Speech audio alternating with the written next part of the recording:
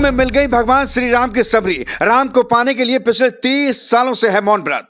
जुबान होते हुए भी पिछले 30 सालों से गूंगी बनकर रह रही राम की ये सबरी बोली, जब राम अयोध्या में आएंगे तभी बोलूंगी मैं। 7 साल तक 14 किलोमीटर की परिक्रमा की, बस एक गिलास दूध पीकर राम की आराधना की, फिर भी नहीं मिले राम तो रख लिया मौन व्रत।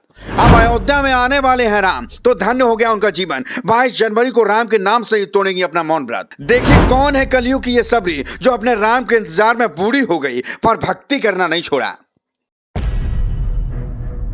त्रेता युग में भगवान राम और सबरी की कहानी हर किसी ने सुनी होगी। हर किसी को पता होगा कि राम ने सबरी के झूठे बेर खाए थे। लेकिन क्या आपको पता है कि एक सबरी कलयुग में भी है जो प्रभु श्री राम के अयोध्या में आने का पिछले कई वर्षों से इंतजार कर रही है। इतना ही नहीं, जुबान होते हुए पिछले 30 सालों से उन्होंने किसी से बात तक नहीं की, क्योंकि उनका कहना था कि जब तक भगवान राम अयोध्या नहीं आते तब तक गूंगी बनकर रहेंगी। और अब उनका वर्षों पुराना इंतजार खत्म होने वाला है, क्योंकि 22 जनवरी को प्रभु श्री राम अयोध्या वापस आने वाले हैं। और इसी के साथ वायरल होने लगी प्रभु श्री राम की सबरी की ये कहानी। आखिर कौन है ये महिला, क्यों इसे लोग कलयुग की सबरी कहकर बुलाते हैं और क्यों इसने अपना सारा जीवन भगवान राम को समर्पित कर दिया, पूरी कहानी आपको बारीकी से बताएंगे। बस 3 मिनट तक मेरे साथ इस खबर में जुड़े रहिए। दुनिया जानती है कि माता सबरी की आस्था प्रभु श्री राम को उनकी कुटिया तक ले आई थी, और ऐसी आस्था धनबाद की करमटांड निवासी 85 वर्षीय सरस्वती अग्रवाल की है, जिन्होंने 30 साल पहले अयोध्या में राम मंदिर बनने का संकल्प लेकर मौन व्रत शुरू किया था।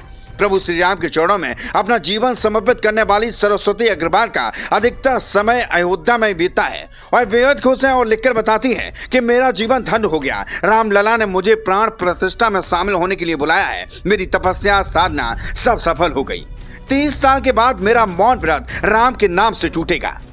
बता दें, सरस्वती अग्रवाल 1992 में अयोध्या गई थी। वहां यह राम जन्मभूमि न्यास की प्रमुख महंत गोपाल दास से मिली। उन्होंने इन्हें कामतानाथ पहाड़ की परिक्रमा करने का आदेश दिया। आदेश मिलने के बाद यह चित्रकूट चली गई, जहां 7.5 महीने कल्पवास में एक गिलास दूध पीकर रही। साथ ही रोजाना कामतानाथ पहाड़ की 14 किलोमीटर की परिक्रमा की।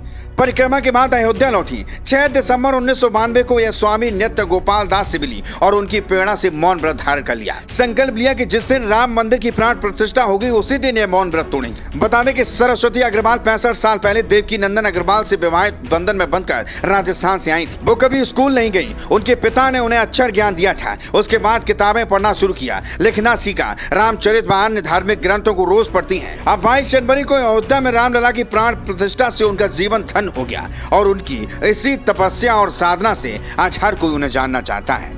Bureau report.